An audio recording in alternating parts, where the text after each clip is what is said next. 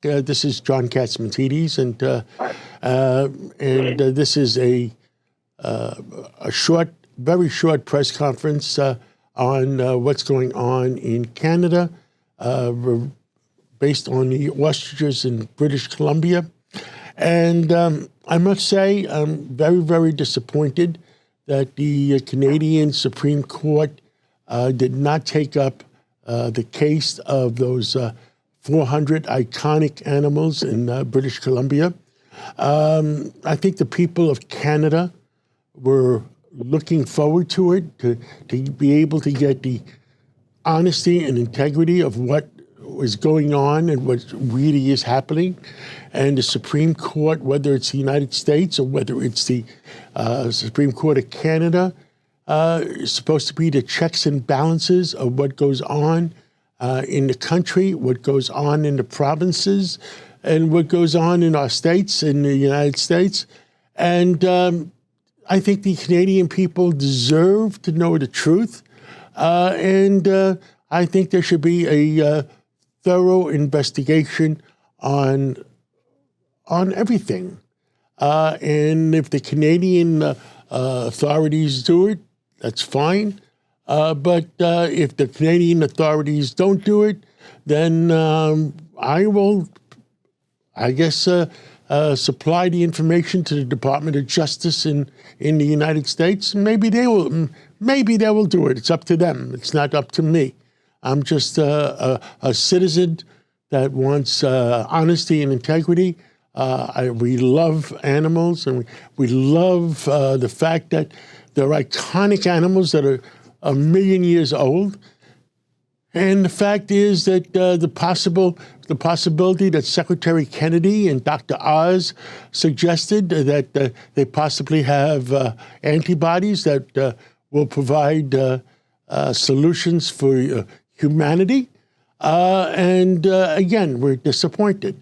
At this point, I think it goes to, if it was discussed at the White House with your Prime Minister, Carney, it goes to the Prime Minister's, the burden goes on his shoulders to make the right decision and to possibly issue in the United States, we call it a pardon.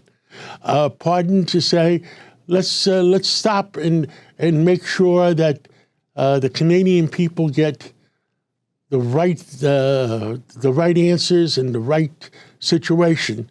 I don't know what the actual terminology is in Canada, but I think it does fall. The last person to make a decision has to be, the Prime Minister of Canada, and it's his decision. I mean, all we want is common sense. All we want is a little bit of sympathy and a little bit of understanding, and all we can do is pray for the right thing to happen for these iconic animals. And I still personally don't understand. Dr. Oz offered the Federal Drug Administration to test these animals, and the CFIA refused it. I mean, I don't understand that. They weren't going to charge anything. And then also Dr. Oz offered the 1,000-acre ranch to take the ostriches, and he got refused to that too. It doesn't make any sense to me. But me, I'm just an ordinary citizen. I work 7 days a week, and I try to run my own companies and do the right thing by my own companies. And like I always said, when I say God bless America, that means God. I hope God blesses Canada and God blesses the United States, because we're both in the same boat. And I really believe in blessing America and blessing both Canada and the United States. And thank you, and I'll take any questions that anybody has. Hi, John. Thanks for taking questions and chatting yesterday. This is Mike Hager with the Globe and Mail. Can you explain what type of information you're going to dig up and provide? And also, will you bring up the ostriches directly with your friend, President Trump? Well, I believe that he knows about it. And I guess we went through one situation between President Trump and Canada with that Ronald Reagan commercial, and I guess there was an apology given, and President Trump knows about it, and that's all I can say. I mean, it's up So to what type him. of It's up what to type of him. information are you gonna? You said you're gonna dig up information and provide it. What do you mean? No, if we turn it over to the Department of Justice, let them do their own digging and whatever, let them do their own digging. That's their job. That's not my job. Okay, and can you just explain to Canadians why you're involved in all this? Why? Because we owned WABC in New York, and it's a national station, and we're making it into international station. And Katie had called in on a complaint, and it went to one of my assistants. Then it went to another assistant, and and then finally got to my desk. And I said, "Wow, this doesn't sound right." And WABC stands for honesty and integrity. And when honesty and integrity starts to get breached, it comes to my desk, and we're concerned, and that's all it comes down to. And it has nothing to do. Okay, It has and nothing to do with. It has nothing to do with money. It has nothing to do with. It has to do with humanity. It has to do with honesty and integrity. And if these animals do contain a possible solution for antibodies, and Dr. Oz and Secretary Kennedy thought there was a good possibility, then give it. Well, what's wrong with giving it a chance?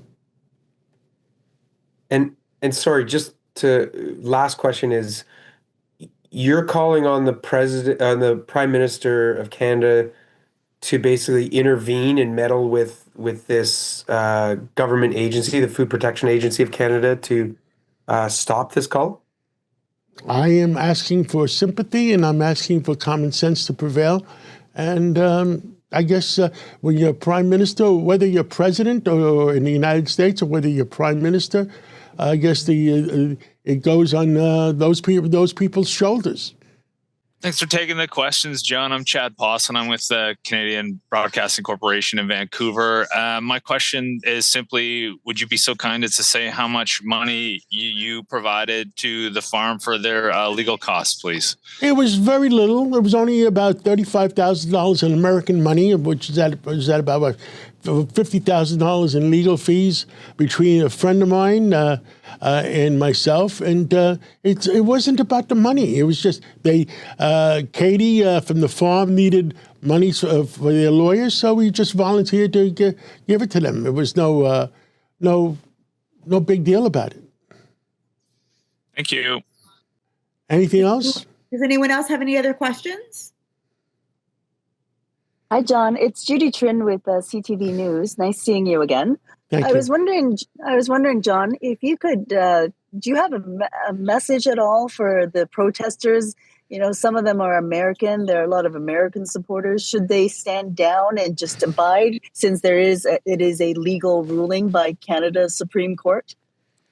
Well, that's why you take your burden. It's a legal ruling, but you take the burden and you put it on the big boss's shoulders, and it's up to him now. Meaning the Prime Minister's shoulders. It's that you always, whether it's the United States of America or whether we're any other country, you always put the burden on the big boss's shoulders. And then in terms of this decision, I was just wondering, you said that you gave them roughly about $50,000 Canadian, $35,000 US.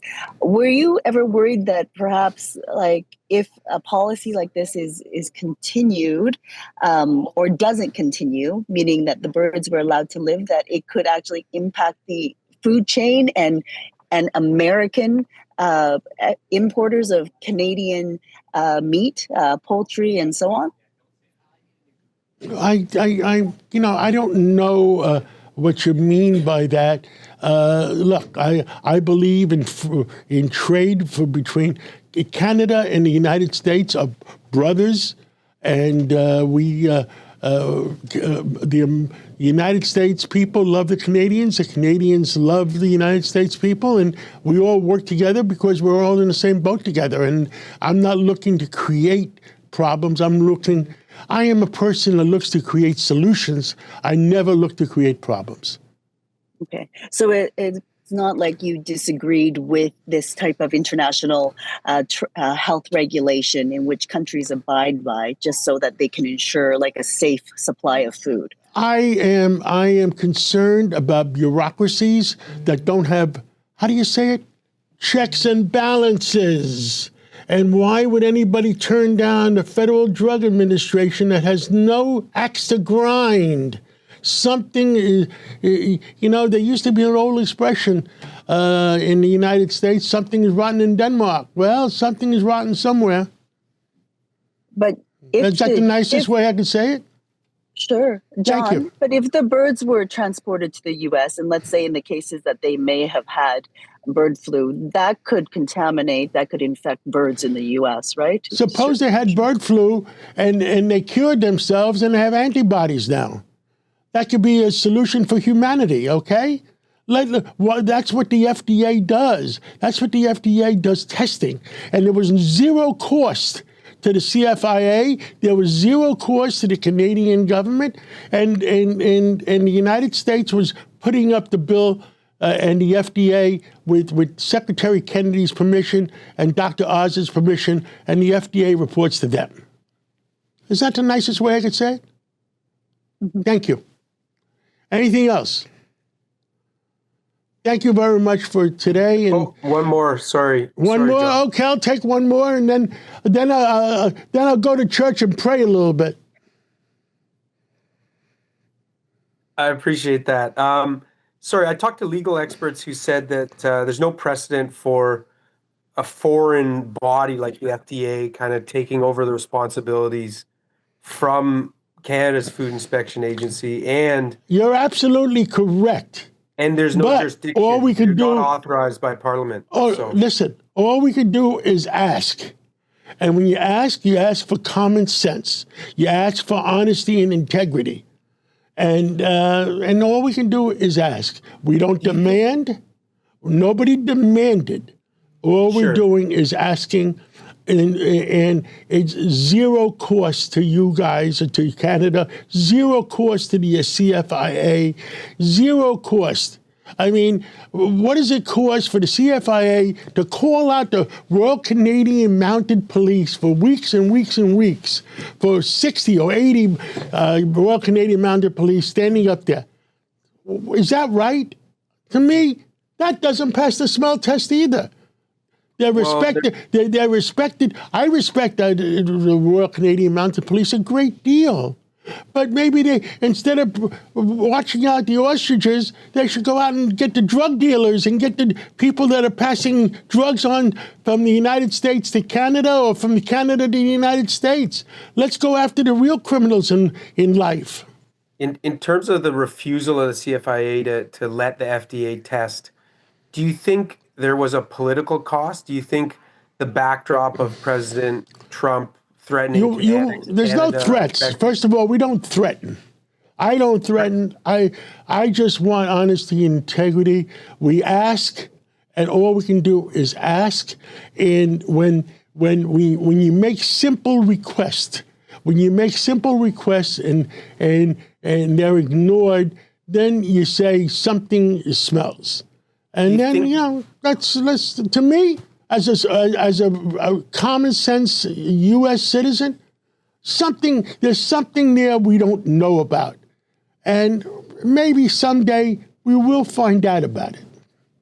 Do you think that the talk of 51st state and... That was, something, I know President Trump for 50 years. And sometimes he jokes around. I'm not speaking for him. I'm just saying I know him for a long time. Sometimes he jokes around, and sometimes, but There's nobody that loves New York, loves in the United States, loves, under President Trump, he's a peacemaker. He's made more peace. He's stopped more wars in the last year than ever before. We're down to one war. We're down to Ukraine and Russia. And guess what? I think he's going to solve that problem too. Before that, for 4 years, all we had was war. Israel, Iran, Afghanistan, Ukraine. You know what Putin said? Putin himself said if President Trump was president between 2020 and 2024, he would never invade Ukraine. What does that tell you? You know what Netanyahu said? He says if President Trump was president between 20 and 24, he would have never had a problem with October 7th in Israel. You know what the Chinese said? Because President Trump is president, Taiwan has nothing to worry about for the next 3.5 years. Okay, so enough is enough, guys. We want peace, we want love, we want honesty, we want integrity, and we want to be partners for the rest of our lives. Thank you so much for coming on today, and God bless America. That means Canada and the United States. Thank you so much.